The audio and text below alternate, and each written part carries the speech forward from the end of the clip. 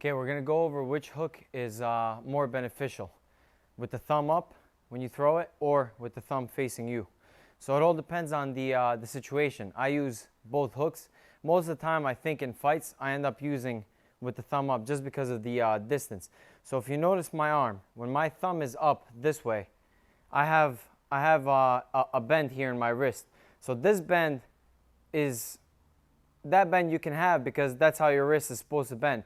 When you turn it this way, your wrist is not supposed to bend too much. So if you were to throw a long hook like this, you might damage your wrist over here.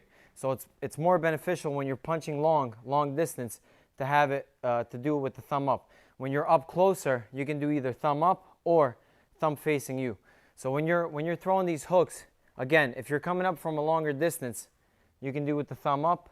When you're coming up with a shorter distance, then you can do thumb facing you or thumb facing up. Another thing you can think about is instead of hitting to the jaw or to the temple, you can just hit to the neck. The neck is just as beneficial as hitting the jaw and the temple.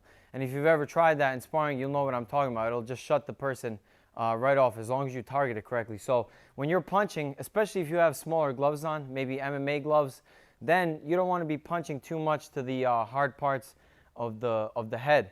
Instead, you go for the softer parts, so you can hit with that hook right to the neck. And like I said, it'll have just as much of a benefit. So if you're here, bam, just aim for that soft spot in the neck. And again, you can do either thumb up for that one or thumb facing you, depending on the distance.